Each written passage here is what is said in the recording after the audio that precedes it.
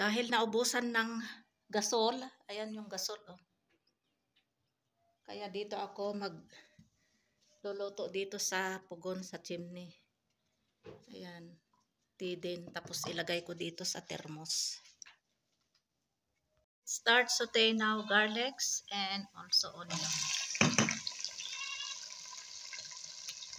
Today I'm going to cook. My recipe for today is this one. It's mashed dal. Then we call it here masur dal. Ayan. First, I boil this one here. I boil here. Then after that, I transfer here. Then now I need saute now garlic onion. So I'm cooking here inside kitchen of our chimney or pugon or anggiti. Anggiti tawag nila dito yung pugon. This is for our lunch. Wayan for lunch and then together with dinner and then until tomorrow lunch. This kind of lentils or dried beans. This is very easy to cook. First, I boil this one here. Not unlike some kinds of dried beans here, very hard to cook. Like example, this red kidney beans curry. Red kidney beans. But this one, it takes only 10 to 15 minutes. Boil this one, then it will become soft.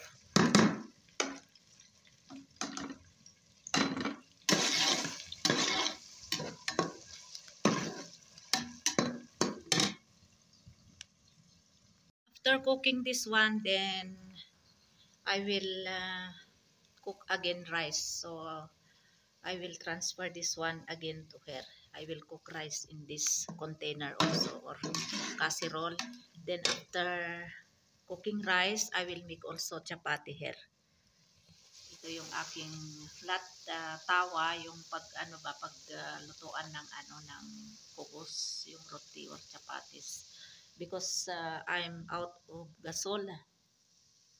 Yan. But I'm enjoying cooking here in chimney or pugon.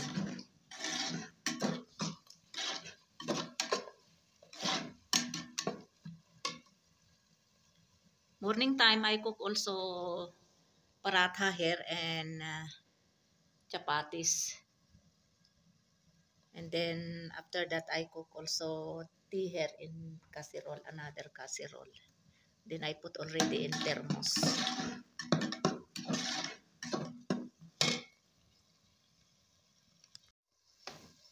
Garlics and onions is already brown. Now we can put now this turmeric powder, salt, chili powder. To be followed by tomatoes, green chilies, optional.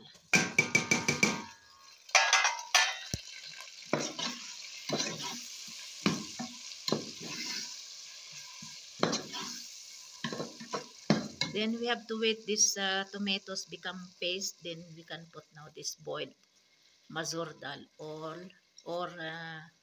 dried beans.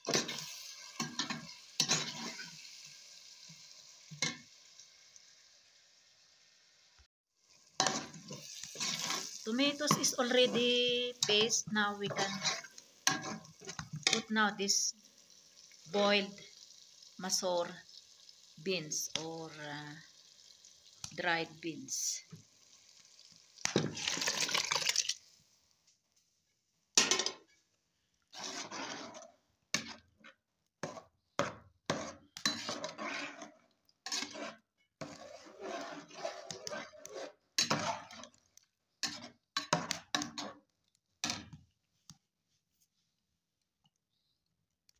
Now let's check. So this is already cooked.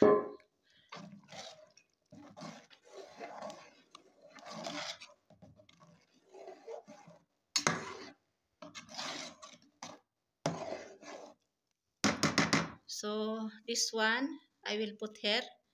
Then I will make now chapati. First I will make chapati first, then after rice. Ito yung tawa na aking gagamitin, ay ilagay ko dito. So I will transfer here and then I will cook now chapati. Because time check is 12:30 noon. Now let's start now to make chapati.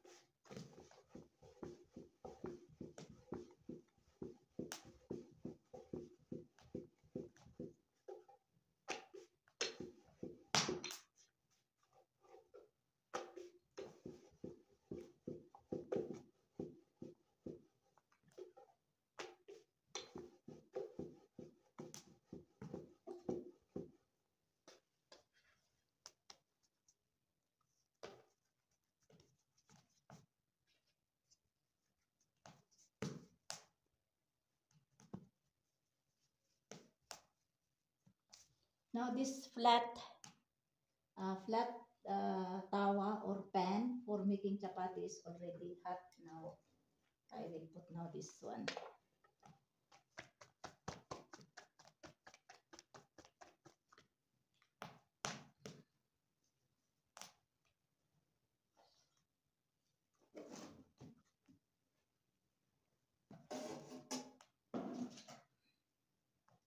And tingnan nyo itong ano, panggatong pine cones.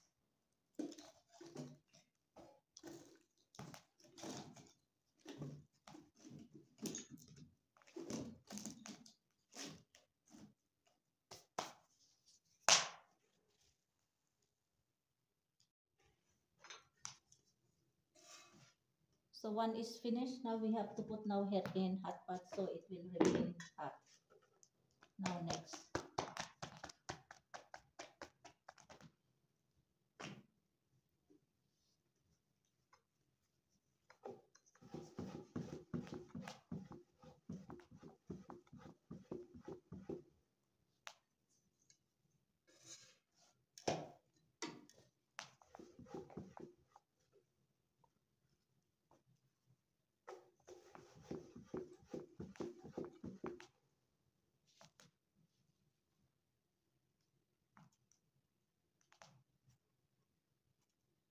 Done cooking or making chapatis, rotis or kubos. I make only 14 pieces. This is only for lunch. My husband, Langga, my special son, and Fahad and Fatma, they will eat this one for lunch. But I keep extra 3 pieces because around before Maghrib or 5:30 p.m., my special son Langga, always he's hungry, so I keep always extra chapatis. So now I transfer already this one here in container. So where I make boil these dried beans and make saute this one, I make also rice here. I did not wash this one because this already clean. So no need to wash. So I have to wait, boil this water, then I will put now rice here. Just only I will make for me 1/2 kilogram of rice. Done cooking for our lunch together with dinner, white rice. And this is mashed dal or masur, beans curry, and chapatis. All I cook here in chimney or pugon or anggiti.